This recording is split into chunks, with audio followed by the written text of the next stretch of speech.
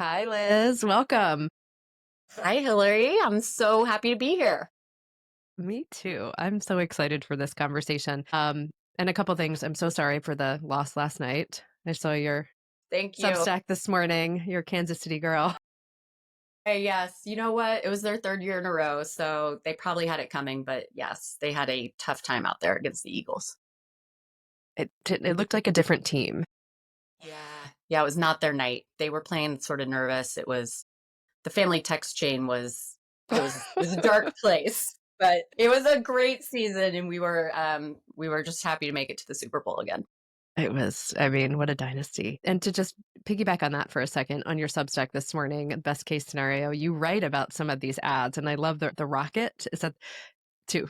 Yeah. What were some of your top three Uh, favorites? Well, one, thank you for reading it. I just sent it out and this is my first time it was really flexing a new muscle, which is writing very quickly. Not that I Mhm. haven't written quickly in the past, but this was the fourth Substack newsletter I published, and like the three preceding ones, I toiled, I tweaked, days. So this one this morning, I was at the gym and I was like, I have so many thoughts about the way fitness and wellness and emotion and mental health showed up in the ads last night. So I felt a little out of my league. Like, who am Hmm. I to write about Super Bowl ads? I'm not like a business trend writer. And I was like, but I have something to say. I have thoughts. So I Yes. knew we were meeting to record. So it was probably good for me to just practice going really fast and not overthinking it. And I have no idea how the best case scenario community will respond because it's a little different. It's a different style post, but it was really fun breaking them down. And yes, at the end of the post, I talk about the rocket ad, which I don't know if you saw it, I but did. it's not I like a wellness cried. ad. It's about, yeah, it's like they're a real estate company where you can buy or sell a home or they give you mortgage financing. I mean, that one like just hit my heart. And I've been listening to what is the song West Virginia? I'm not saying the actual name of it, but like I was listening to it while I was in the shower this morning. Really got me. It's so good. That was a good one. And the other one, and I don't know the name of it, it was with Tom Brady and Snoop Dogg. But yeah, oh, I almost mentioned that one too. I just have When goosebumps. Snoop says at the end, I hate that we have to do a commercial about this. I was like, yep. Yeah, that was a very poignant, like quick hit, but really, oof, was like a knife in me It was because powerful. Yeah. And great placement in the beginning, right? Because we had just turned it on. I was sitting with my 7-year-old son, and it was like a gut punch. And he's like, "What's wrong?" And I'm like, wow, where do I begin? And so it also opened a really beautiful conversation between the two of us, because he doesn't see things in colors, or he's not, he hasn't been exposed yeah, to the world yet to where he has all he's a boy. he's, and I wanted to keep that. And so, I kind of talked to him about that a little bit, but that was a really big one for me. Yeah. I agree. Okay. So we're going to get started after that.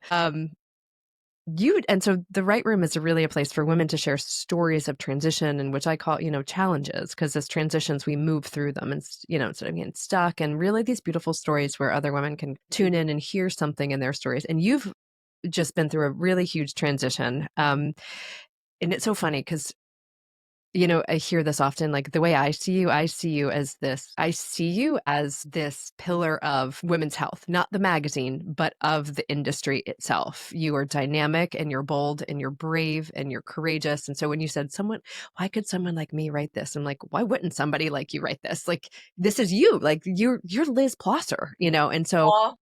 but you've just kind of gone through this big transition, but you've also built an incredible career in the wellness media space. And I know that leaving was a huge shift for you. And you described this moment as exciting and terrifying, and also as a time of vulnerability and self focus. Mm. So, what has this transition taught you about yourself? And what has been this most surprising part of this new chapter for you? Yeah, so I've spent most of my career in the wellness space, mostly working on the editorial side at brands like Self and Cosmo. And most recently, I spent the last 7 years as editor in chief of Women's Health, overseeing the team and the brand across all of our platforms, all of its platforms, I should say. And I worked here and there on the brand side as well. But really, yes, the last 7 years, that's like a huge piece of my career.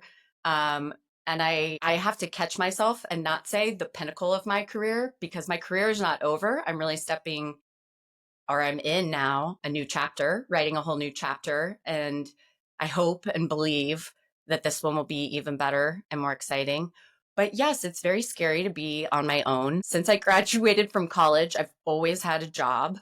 I've taken vacations over the years, but whenever I've gone into a new role, I like finish one on Friday and start the new one on Monday.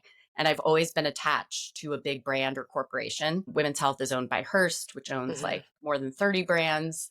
So you have that structure and hierarchy and all those, the support of Yeah. the corporation behind you. And I'm on my own now. And really, the things I know to be true are that traditional media, like legacy media, working at a big, huge company like that, I was grateful for all I learned, for all my mentors and coaches and all the folks I got to nurture. But I was ready to go soar on my own and take the skills and experiences of my entire career and find new ways to use them. But that's scary doing it alone, because you're doing the same It's thing. it is. And even what you said about your Liz Plosser, of course you can write that Substack. Isn't it funny how self-doubt creeps in, even though objectively we know what you say to be true. We believe our friends and colleagues when they tell us what we're capable of. But then sometimes to really internalize that and like live that way, that's like the hardest part. So, yeah, I'm very much in a reinvention transition stage where I'm trying all sorts of new things like the Substack, and I'm doing brand consulting and just, yeah, trying to take some time to self reflect and explore and not rush into anything and sort of like, I love this phrase, but go where it's warm, continue to follow the things that I'm passionate Yeah. about and that light me up: brands, people, work. Yeah. And what are some of those big challenges right now as you are navigating that? Because you have to lean into you, I right? know. I mean, it feels very self-centered in some ways. That's a challenge to really like take advantage of this space, which I'm so privileged to have, to be thoughtful about like what do I want to do next, to like force myself to slow down and like let clarity happen. Again, as somebody who like runs sprints and is all in on the next thing, like this is uncomfortable. I think the second thing that's challenging is setting boundaries.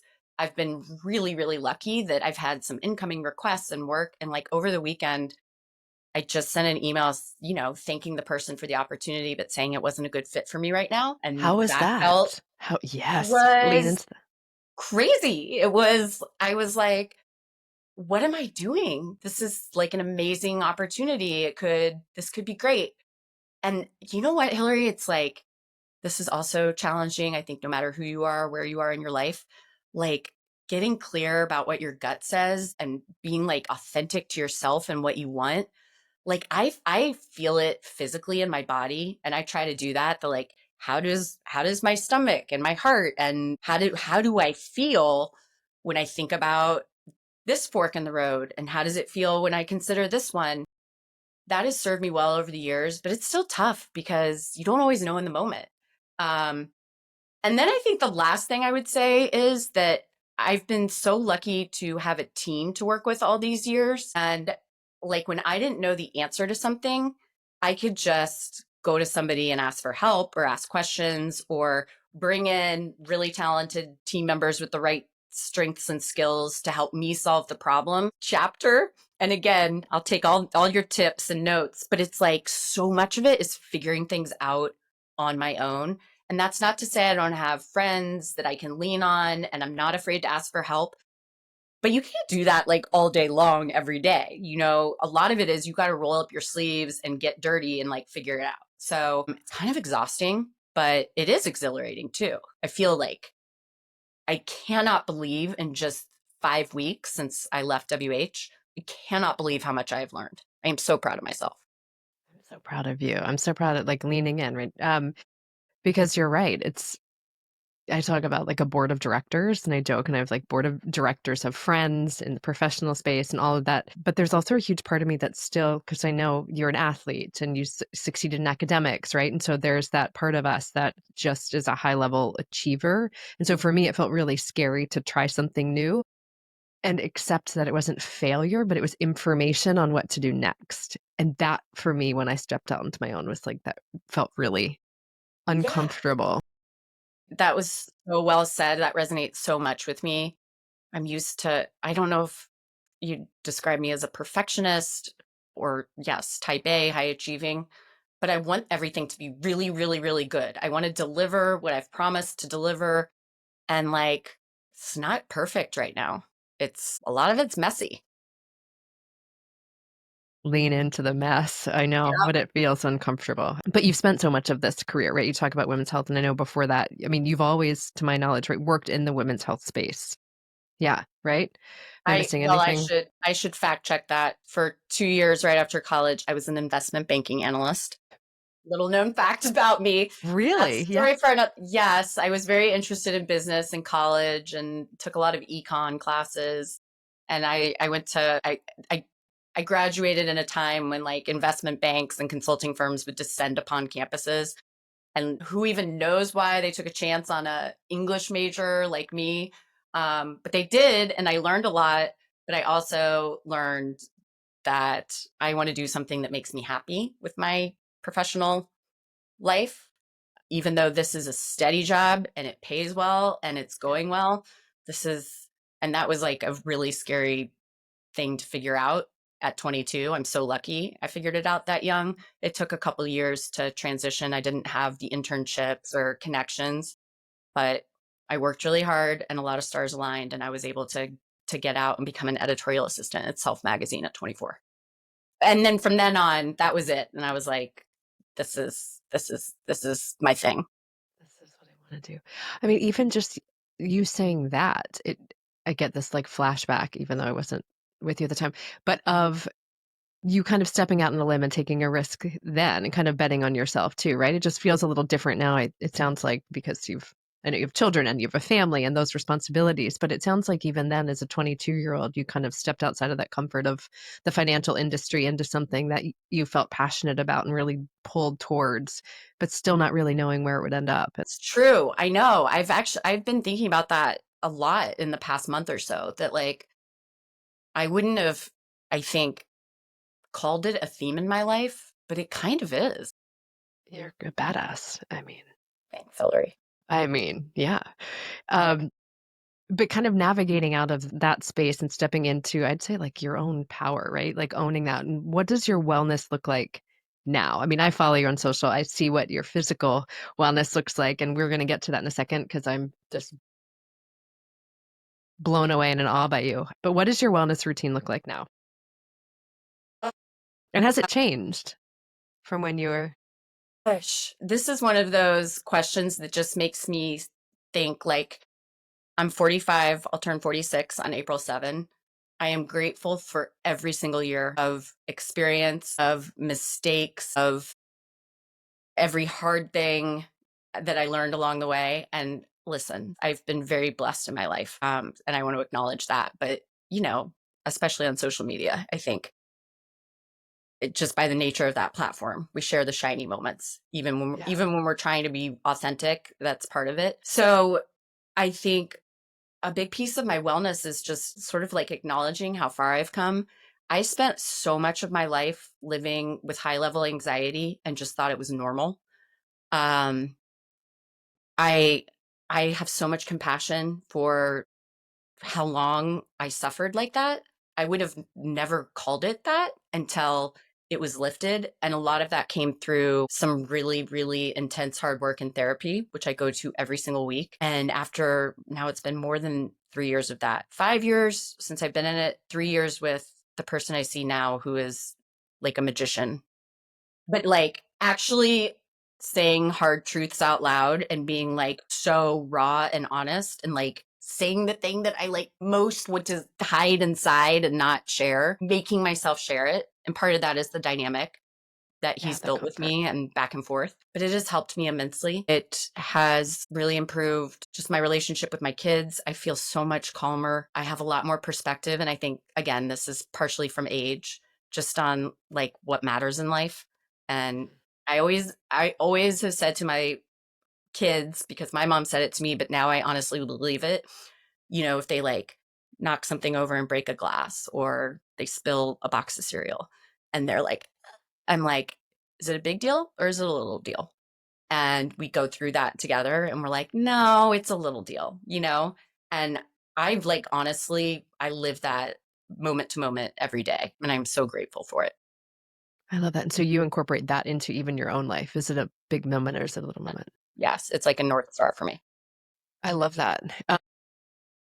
Because you know the same thing, like don't sweat the small stuff. And same thing, Alexander's like, I'm so sorry. And I'm like, it's it's a mistake. It's an accident. It's not a big deal, even if, you know, you're learning. And so I love what a beautiful opportunity to give your children of just kind of experiencing that as like a moment, not like Yeah, a big earthquake where things are going. exactly.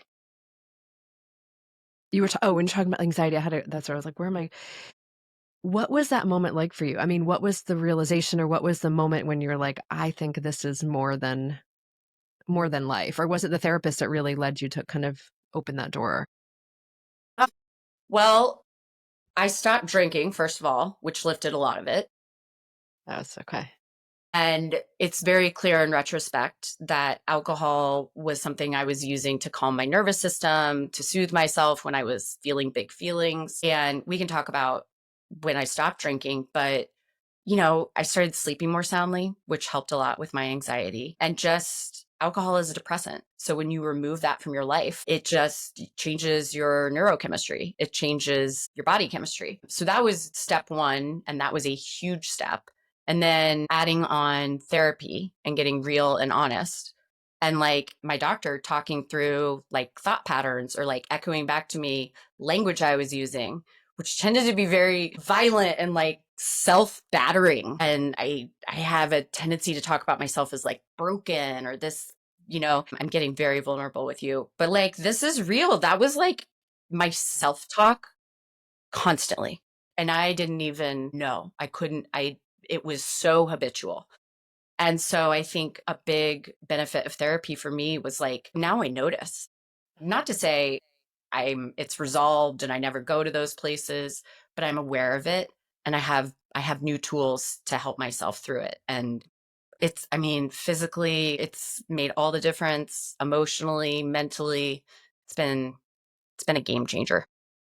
That's interesting. So giving up alcohol was really kind of the first step in that Definitely. kind of alleviating some of that anxiety. And what was the moment that made you say, I need to change my relationship with alcohol?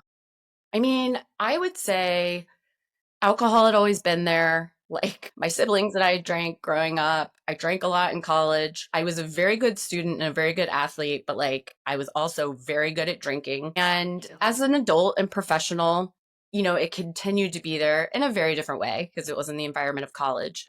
But I remember feeling at WH when I started 7 years ago.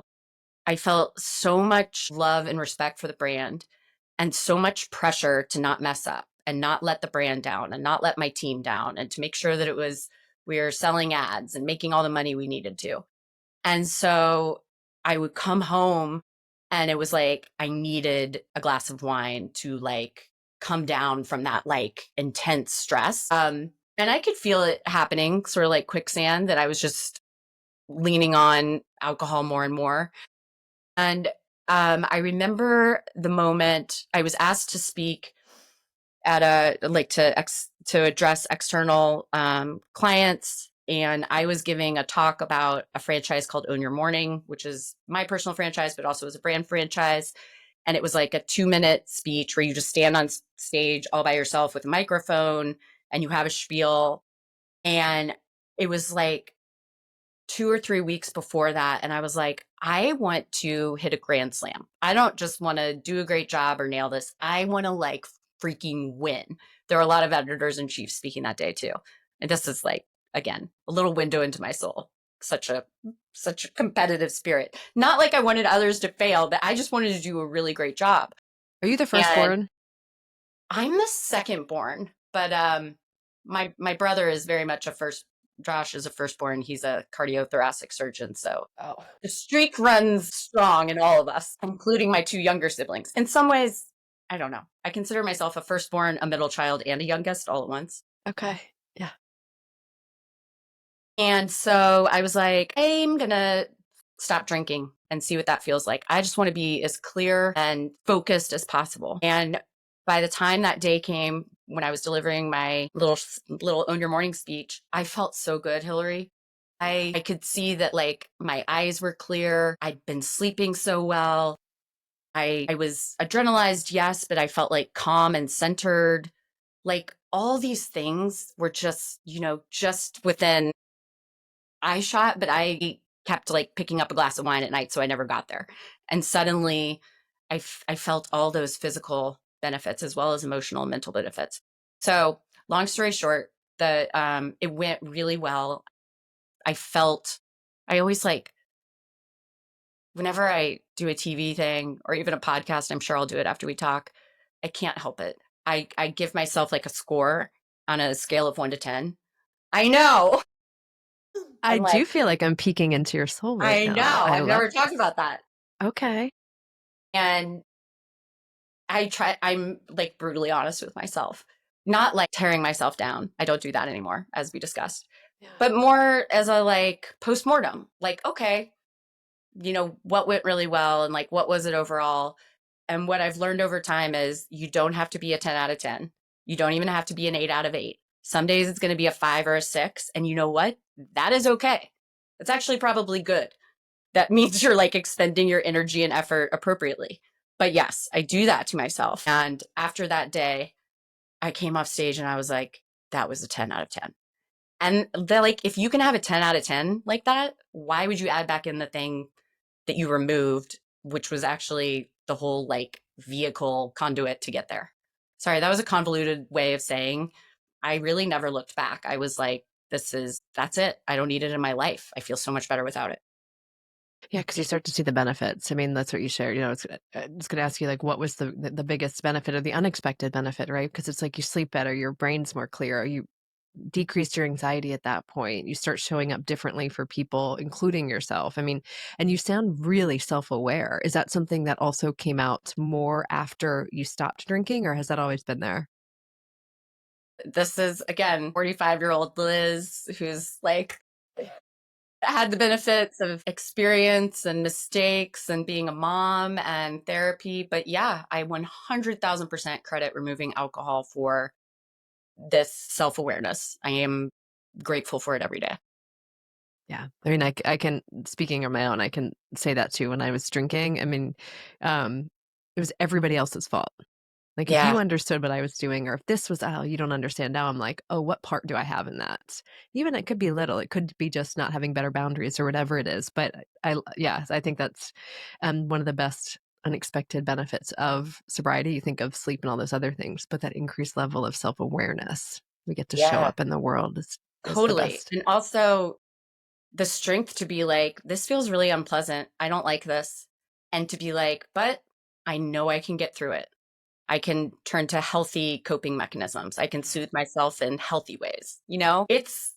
It's wild in the world we live in how available substances are to numb, to fast forward through the hard parts. But like as you well know, they show up when it wears off, and honestly, they're that much harder to deal with then.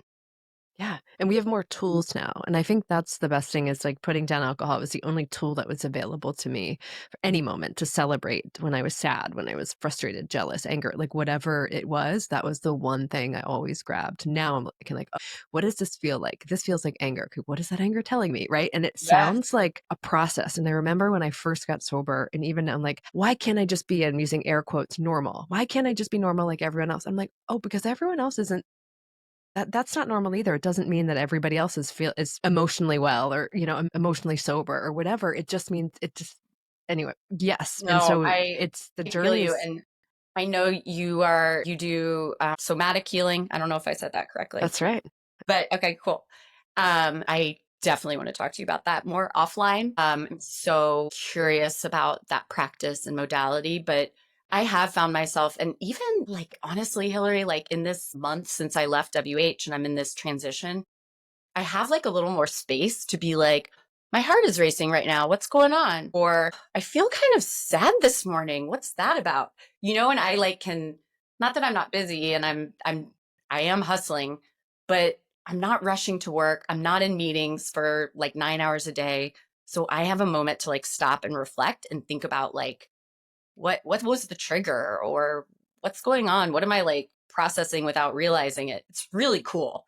And then to like use my tools like deep breathing and journaling or calling a good friend or texting somebody. Some I don't know. I geek out about this stuff. It's so extraordinary how much we can learn even at, at this age. Like doesn't you don't have to feel that way just because you always did or used to. No, it's the programming, right? Like what we've either been shown by sometimes it's family, sometimes it's culture, sometimes it's society, sometimes it's being a woman, like the things that we're told to do in order to get acceptance and love or appreciation or whatever it is. And so if that's all we've known, right? And I love this. You say at 45, I'm 46. And so I feel like now I'm better than ever. I don't but something that my therapist said that I think is relevant here is I'd been doing, like I say, quote, all the work, the yoga, the breath work, the meditation, mindfulness, everything. And it wasn't until I started doing somatics and that nervous system regulation. And she said to me, and she's like, you can do all of that, but until you give all of that work a place to land Mhm. on a regulated nervous system, it's going to keep pinging off of you. So you're going to feel good for a moment.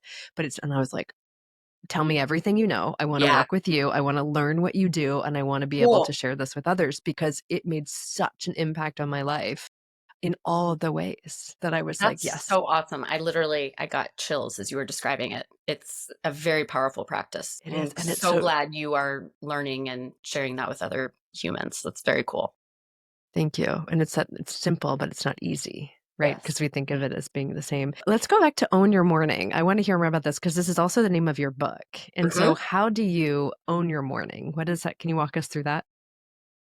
Yes. Well, I should start by saying I wasn't always a morning person. So speaking of how we can evolve, Okay, go back to that. You were not a morning person when before kids or after college or until I recently? mean, Like, what does that look like? really, it was when I entered the workforce at 22 years old.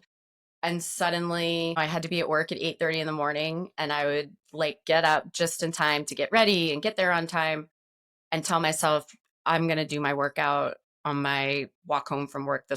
I worked in Midtown Manhattan and lived in like he's on the east side, 20s.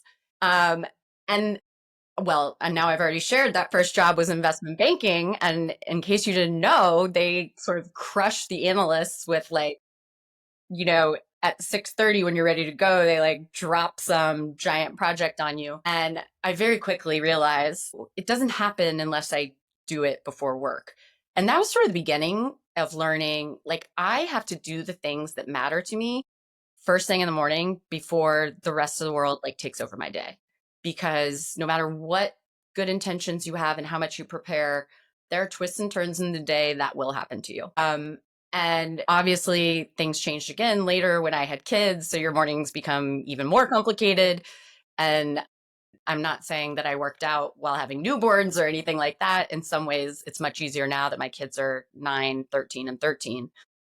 I start my morning almost every morning with a 5:17 a.m. alarm because 7 is my lucky number. I don't know, you with all of your studies might know more about this. I've yet to find a research paper that backs me up, but I just personally find why not start your day with something that's meaningful to you? I was born on April 7th and was the number on the back of all my jerseys growing up. I don't know, it just like makes me happy. And I don't press snooze because I'm like, it's 7, it's go time, you know? I think we'll find it. I think there has to be something Numerology, out there. or I don't know. I guess numerology is different. And I should also clarify, I do not usually like jump out of bed like, I'm so excited, I am like, I need coffee. So I've set up the coffee the night before, I turn it on. I have a big glass of water. I put a scoop of creatine and a scoop of essential amino acids in there. I drink my beverages. I let my dog out. Um, and then I've normally set my clothes out the night before and I go hit the gym and I do a workout, which to me is like another form of therapy, 1000%. It's really fun to get stronger and to see your muscles change, but it is 99.999% about my mental and emotional health. And I love that you also get really important physical benefits, health benefits, longevity benefits. But For me, it's mostly the first two. And then I come home, I'll have a protein forward breakfast, usually yogurt with like some oats, another scoop of or a scoop of protein powder. And my kids now get up on their own, which is awesome, but I'm like making them toast and breakfast and getting the dog ready for a walk. Now I no longer commute to Columbus Circle. So I take the dog, drop my youngest son off at the neighborhood elementary school. I'll take Willa for a walk. And yeah, that's my morning. How do you decide what you're going to do in the gym? Because I've seen you, I see the workouts, right? And and they're very weight heavy or like body weight heavy, right? I mean, it's lifting, it's a lot of strength training. Can you walk us through that? Because this is so, for me, like this is personally, it's so intimidating for me to like figure out what I'm going to do at the gym. So I do an app, or what does that look Yeah. like for you? I use an app too. The one I use is called Ladder. There are 18 coaches and you join a team. So they each kind of have a different modality or personality style. I'm on the body and bell team, which, full disclosure, is led by a trainer, Lauren Kansky, who's also a really good friend of mine. I met her in my early days at Women's Health, and she went over to Ladder eventually to help them found this app, which they've evolved and made super even more awesome than it was when it came out. As you can imagine, based on my role, I have tried like every fitness app under the sun, literally. And that was part of my job. I would consider that part of my job. So I continue to do that. But this is the one I've stuck with. I've been using it for like 5 years. I really got into it at the beginning of the pandemic. I used to be a huge runner during those tumultuous months as a 22-year-old investment banker. I signed up for my first marathon. I think that was me looking for an outlet and something for me at a time when I was like sort of professionally confused. I grew up playing soccer, tennis, and basketball, so I'd always been athletic, but strength training had just sort of been in the background. Like I was doing it. I would go a couple times a week and like do bicep curls and whatever, but it was never like a strategic, regular thing, partially because I couldn't get that like endorphin high and that like great feeling from a strength workout. So I didn't love it as much. Um, but then I broke my sacrum in a bad skiing accident right before the pandemic began. So I couldn't run for like almost 6 months, but I could slowly add back strength training. And my physical therapist, who I worked out with over Zoom, had me begin by adding a kettlebell. And it turned out Lauren's modality on this app, Ladder, was kettlebell work. So it was kind of like just it all came together at once, and I was like, Serendipitous. yeah, I want to support you, and yeah, I want to try this new app, and awesome, I'm getting into kettlebells. And then it really took off from there, and now lifting weights is my primary form of activity. I do it 4 times a week. Two of the workouts have more of an upper body focus, two have more of a lower body focus. I jog with my dog Willa, who might be barking in the background this podcast, and I'm very sorry. Um, for 3 to 5 miles once a week. I do hot yoga once a week, and I'm trying to add sprints, as I call it, sprints after practice, just like a mile to a mile and a half on the treadmill. I saw that. As and if you can see me, sorry. And that was incredibly rude, like cringy. I would rather run 25 miles than half a mile fast, slow, than run half a mile Yeah, fast. So I it's see you do brutal. that and I just like watch you and I'm It's like, is this absolutely brutal. osmosis? Like it's some of this. It's It's so good. it's You do pretty the empowering things. You to do the get there. hard things. I mean, as I said, I think I'm just genetically predisposed to enjoy movement. Like Mm. I've done it for as long as I can remember. Nothing made me happier as a kid than running around on a field or basketball court or tennis court. So I recognize that not everybody is wired that way. And there have definitely been times when I like, as I said, I go all in on all the Yeah. things. So I have to be careful. I could hurt myself if I don't like rein it in, Okay, which so I you know is have weird. And I know a lot of people wish they had more motivation to work out, but we all have our stuff, right? this. So what you're saying reminds me a lot of my partner Greg because he goes, I have two gears, stop or go fast. That's it. So he Uh-huh. is like, go fast. Yes. Uh-huh. And he's like he's so dedicated at the gym every morning and he lifts and does his like he's so good. So this is a great time, I think, to bring up your 250-pound deadlift PR. That's incredible. Thank you. Yeah, deadlifting might be, not might be, it's definitely my favorite lift at the gym. Um, I started with a bar, which is 45 pounds. That was hard. I can't even believe where I am now. It is an awesome move. It has to be done very carefully with all the proper alignment because you can do funny things, like especially to your lower back. And I have lower back issues, as I mentioned, which makes it all the more wild that I'm doing it. It's such a heavy weight. My husband's like, "Can you chill? Could you just like do 100 pounds or 135 pounds?" And I'm like, it wouldn't be the same. But it's a full body move, which I love. People think of it as lower body, and you definitely are getting like your glutes and hamstrings and everything, but like your core is so engaged. You're pulling. Yeah, I aspire someday. I can't believe I'm saying this out loud, but I would love to hit 300. Years ago, a bout of sciatica flared up out of nowhere. I was at 275 actually. And so I've been over the last year and a half trying to work my way back up to that. I have a video of it. It's kind of insane. I'll send it to you, Hilary. Okay.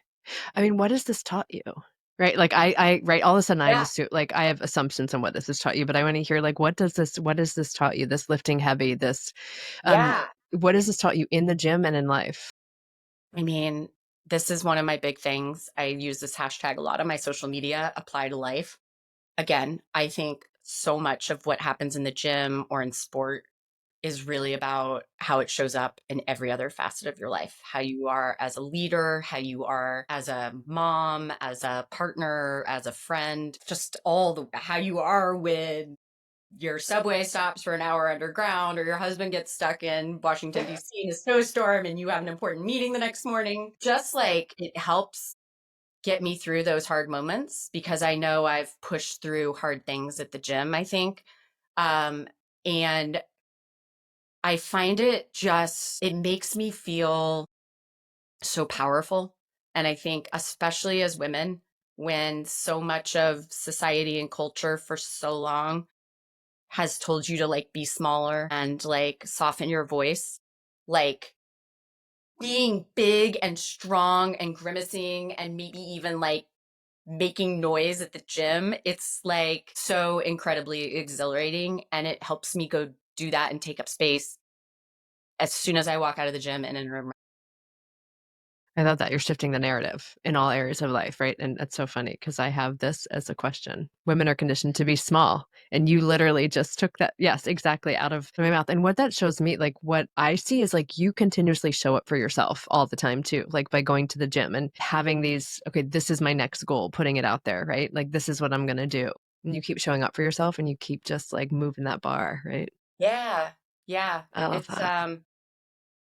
yeah, people ask me like, "What are you training for?" And I would say, "I'm just training for life." Like, and I mean Yeah. that like I want to be healthy and run around with my kids for as long as possible, but it's also again so I can like show up clear-eyed and confident and calm and centered for every part of my life. And so does that and so this was kind of where I wanted to go too, and perfect lead into this, kind of that self-doubt, right? Because I know in the beginning you said that as you stepped into this role at editor-in-chief at Women's Health, there was a little bit of self-doubt. Does this help kind of navigate through self-doubt, or how do you handle self-doubt today? Yeah, it's such a good question. It's, I only recently learned the difference between self-esteem and self-confidence. Talk to that. I wanna hear what is the Well, difference? I would have said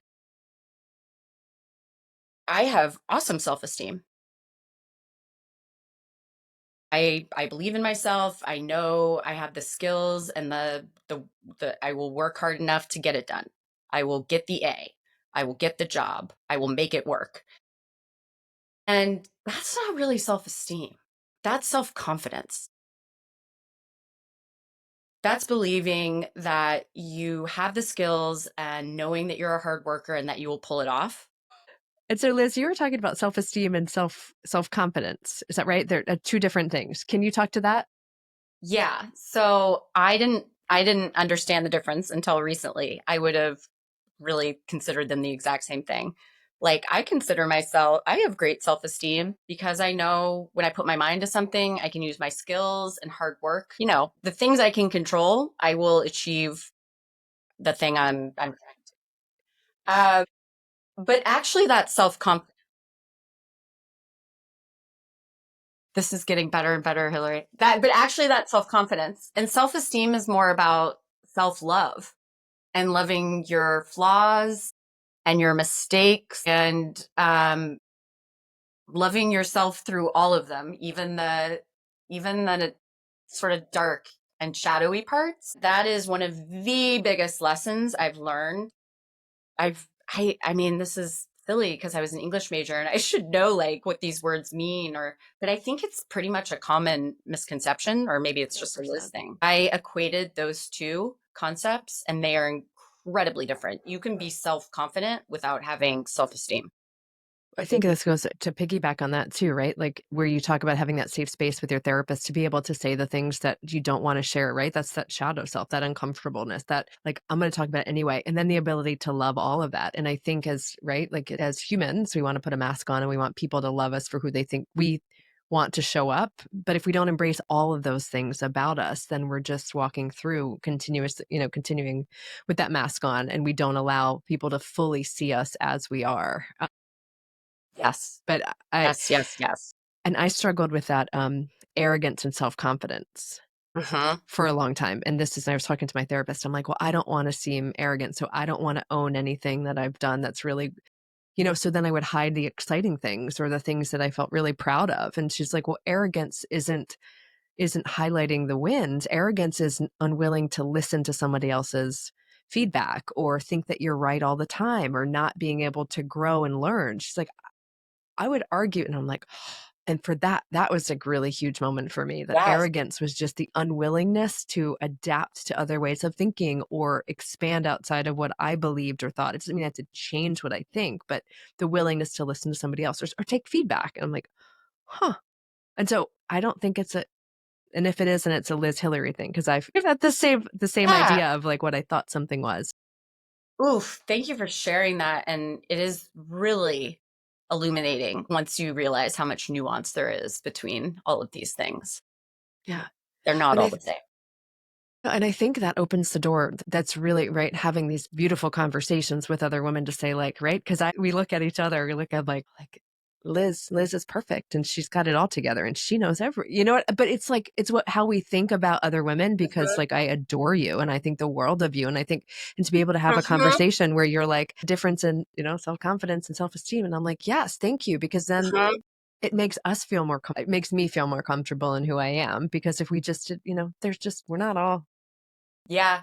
I don't mean to take us on a tangent, but I had this really moving experience Yeah. getting taking it back to Substack. But this woman I remember. emailed me on Substack. She reached out to be like, I think you're really cool. Like, do you want to chat? And I have just come off a month where so many women have said yes to chatting with me. And it felt like this amazing opportunity to like be the one who said, yes, like tell me sometimes you're free. And it turned into multiple conversations. And without saying who she is, she shared that she had seen me in late October in Las Vegas at this big fancy conference called Health, HLTH, where honestly, the last minute I was like put in a position where I got to interview Halle Berry in the keynote about her new menopause platform called Respin.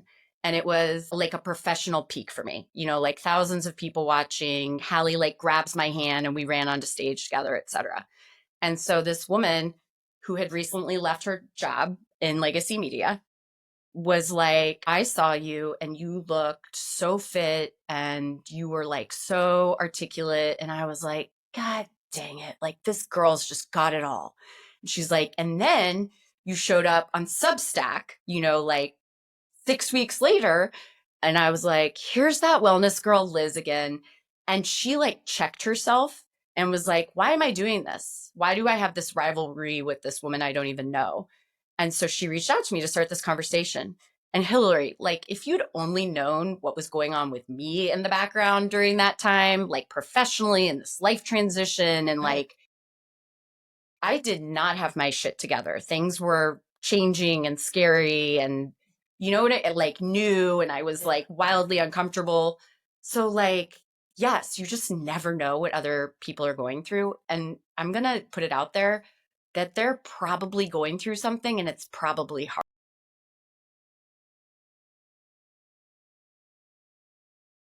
Yeah, that just brought up something in me. Yes, and I don't know where it came. Just a lot of emotion because you're right. It's like um,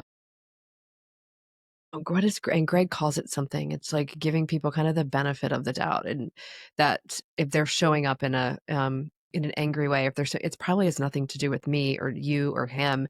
It probably has something to do with something that they're going through, and maybe they're just not comfortable sharing it, or they just can't, navigate the They don't know feelings that they're how. having, Yeah. and they don't know how. And so that's such a beautiful reminder. I thought you were going to share the story about Pam, how she came up to you in the gym and was like, "Thank you That so was cool. much." Yes, that was another a real world YMCA goer who like reads follows me on Instagram or something. That was pretty crazy. But no, I think like the one little thing I want to add to that, Hilary, and I think this of that woman who took that like voice in her head that she did not like, and she like turned it upside down and reached out to me instead, and it's like turned into this beautiful like collaboration and friendship we've developed.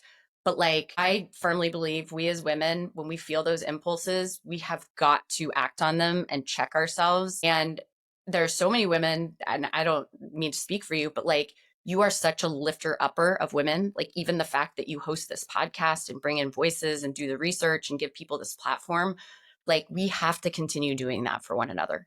It is so important because it's hard enough in this world, but if we women are Yes. like tearing each other down or saying these Yes. things or thinking these things about each other, then there is like no hope for us at all.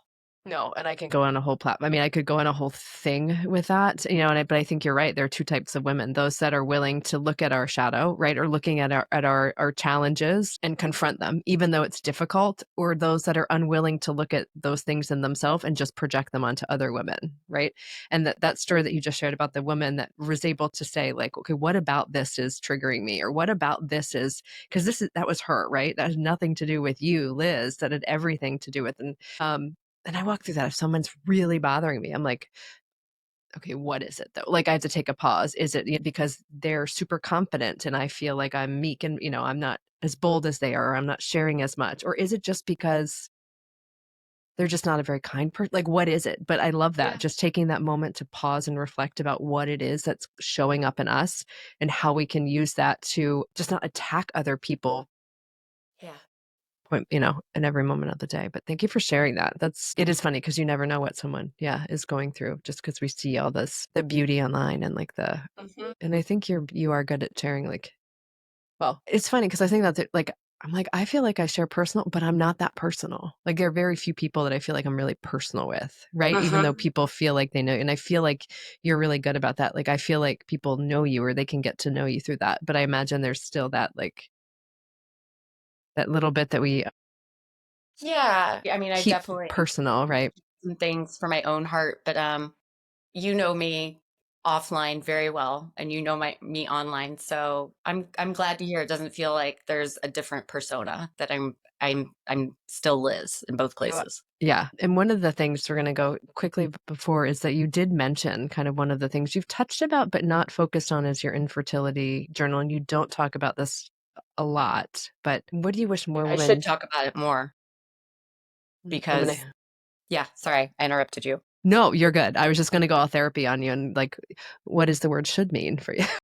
Well, I love that. I love that. No, I mean, I think I think I have a voice in this space because of positions I've held and whatever, that over the years I've gathered a little following on social media. And like, I think that it's an honor and responsibility to talk about things that are stigmatized, especially, in the women's health space. And it was early in my tenure at Women's Health, we were doing a big feature about infertility. And I like really had hit it, the journey that Matt, my husband, and I went through to get pregnant. And we have 3 kids now. So there's a happy ending to that. But it was a really, really, really dark couple of years in our lives that, required us to go to the doctor and medications, et cetera. And so anyway, when we did that big story at Women's Health, I decided, you know what? I'm going to write about this experience in my editor's letter. Like I am one of the millions of people who has navigated this, and so many of us feel like we have to hide it or don't know how to talk about it, or like silently suffering as our friends and family members get pregnant and it looks so easy for everybody else. And it's nothing to be ashamed of. It's nothing we did wrong. It's just like body stuff, chemistry stuff, just like any other health issue you'll navigate. So I did share about it, and it just people don't ask about it very often. So I'm glad you did, because it's been a while. I mean, I've definitely talked about it since almost 7 years ago, but I think it's important that we as women talk about it. I love that. And how did that experience shape the way you approach wellness, or did it? Yeah. I mean, one thing that happened during that time, I remember, I love her dearly, but I remember my mom saying, if you didn't run so much, this wouldn't be happening to you. You should stop running. And, at that time, I wasn't like training for marathons or half Ironman or anything. I was just running like slowly a few miles a few times a week because I'm a journalist, I'd already done all the research, and I was trying to be, easy on my body. But that one, like, cut me deeply, that like, again, it was my fault that like I was so selfish to need to move to cope with to feel good, that I was like, at any rate, my doctor swiftly assured me that it was not my fault and that activity was good and healthy and something that would help me get pregnant and would lower my stress levels, all things that were good. Like I really sat with that. So I think that's one piece, is like we're so quick to give advice and try to fix and tell people how it should be or what they should do, and like the answer is usually a lot more complicated, and everybody's story and situation and body is different. So like, does it need to be said or not? Like, catch yourself, check your.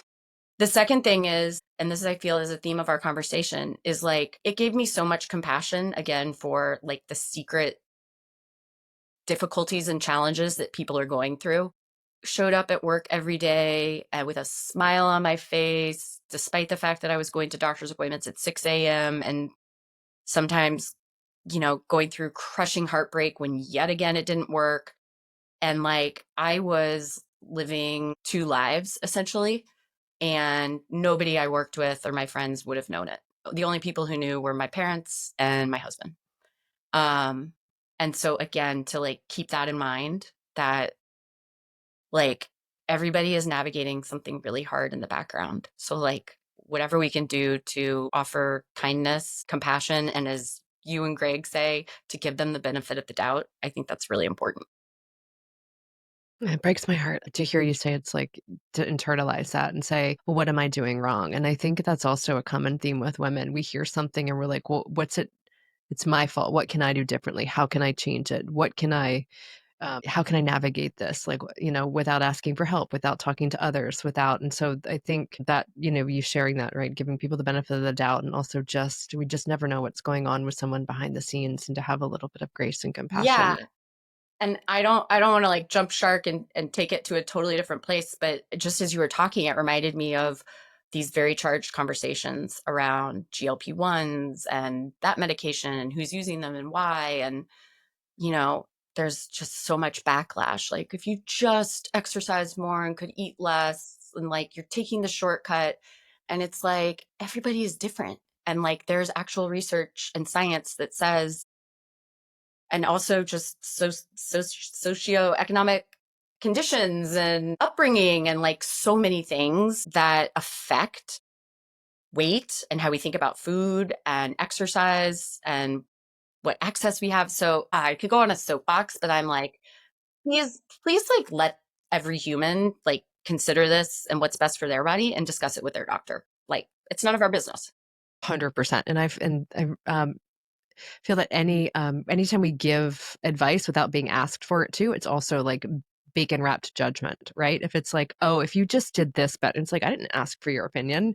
I didn't ask for your advice. And so you're just trying to, kind of push that on me. And we've talked about this book, but on Our Best Behavior, and she talks about that, like in gluttony, like if you're not, don't look like this or not this color skin and don't have this and this, and you can't do all this, then it means you're lazy and it means that you're fat and it means that you're, it becomes this whole thing other than what it really is. And It's it's, heartbreaking. Yeah. it's heartbreaking.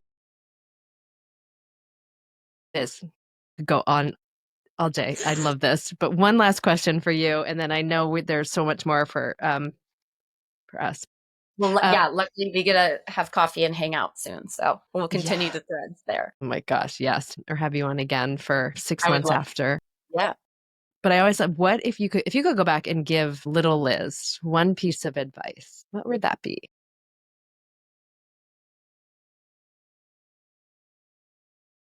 I I would say don't be afraid to use your voice. What does that mean?